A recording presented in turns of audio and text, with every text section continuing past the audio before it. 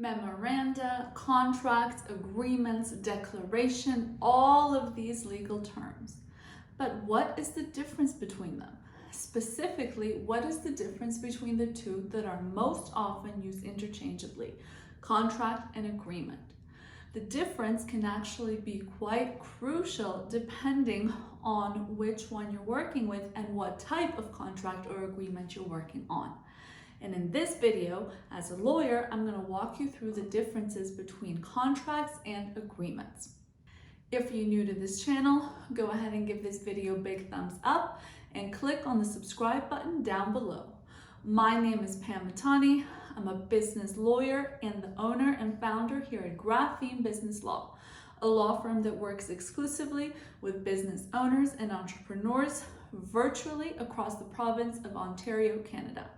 And as pertains to our YouTube channel, we post multiple times a week free educational content for people just like you, business owners and entrepreneurs. As I mentioned at the beginning, today's topic is what is the difference between a contract and an agreement? Is there even a difference? What you'll be interested to know is that all contracts, generally speaking, are binding. However, depending on what kind of agreement we're looking at and what step of that agreement we're on, it need not be legally binding. And what I mean by that is that I'm sure every agreement you're a part of, you'll have been asked for a signature, or if you're the one asking the other party for a signature. However, at the end of that agreement, it might be that the agreement is to look over some of each other's books if you're considering buying a new business, for example.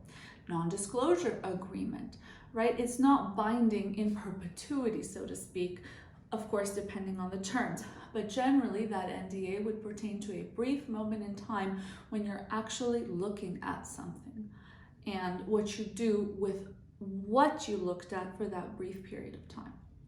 Contracts, however, are legally binding for longer periods of time. They tend to be more forward-facing and with more length to them in terms of the timelines involved. Now, what goes into a contract? What goes into a contract legally is 5 important elements. And I'm not talking about clauses here and sections, because you can have a contract with 10 clauses, you can have a contract with 100 plus clauses, as many of the large corporations do. However, when it comes to elements that are required in that contract cake, we're going to have 5 ingredients, I should say, instead of elements. The first one is going to be offer. So someone, some member, some party of this contract is making an offer to the other party for something, whether it's to purchase something, whether it's to provide a service, and you're the one as the offeree that's getting paid in return, whatever the case may be. But to that must follow the second ingredient of acceptance. In other words, if you offer something and nobody accepts, you haven't entered into a contract between the two parties. And we have other videos on this channel on contract formation, on whether verbal contracts are enforceable or verbal agreements are enforceable, and I'll link those in the description box down below. The third element, generally speaking, is awareness. And that's exactly what it sounds like. How aware are the parties as to the terms they're actually entering into and the substance of what this contract is, its key terms, and all of that. The fourth element is consideration. And this might be one that if you're not in the legal industry, you might mistake for another word. For example, we talk about being considerate in everyday life, being kind to each other and all that.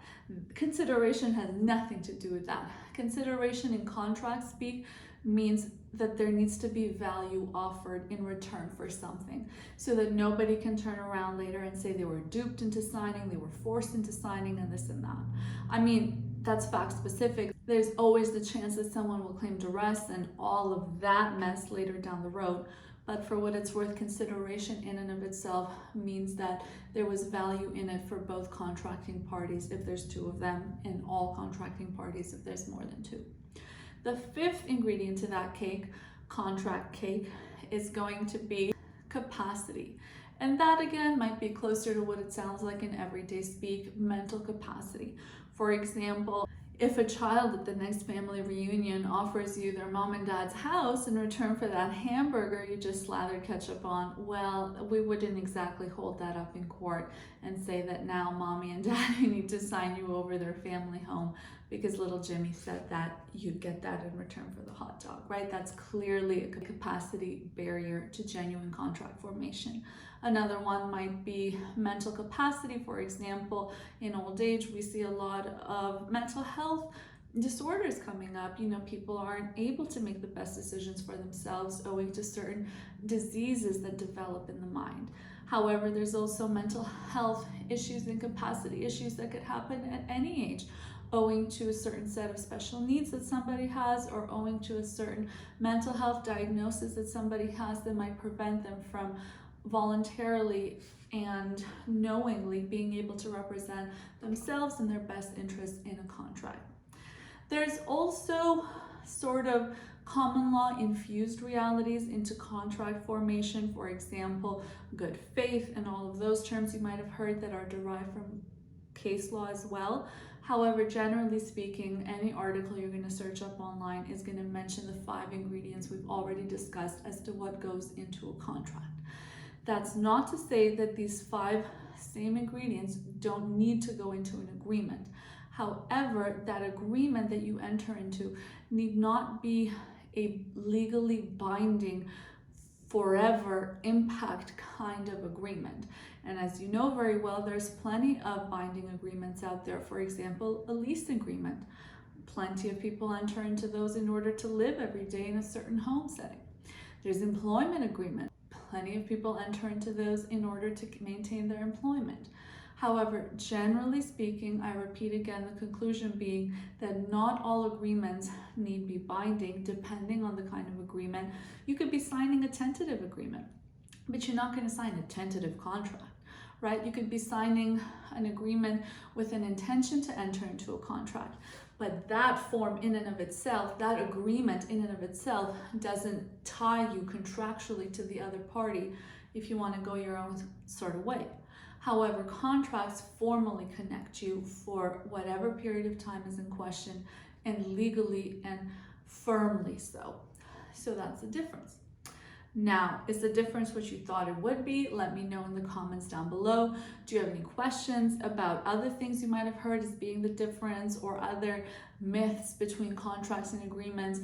Or did you just think they were the same exact thing all along? Let me know in the comments down below. And I would love to hear your thoughts. Of course, it benefits the whole community as well, and everybody watching these videos. And speaking of watching, I want to thank you again for watching. If you're a business owner or entrepreneur in Ontario watching this, our website is graphenebusinesslaw.ca, and our business email is info@graphenebusinesslaw.ca. And we're always excited to help our clients, whether it's launching their business, growing their business, or concluding your business, but in a way that makes the best sense for you and best protects your interests and best protects your finances as well. Thanks again for watching.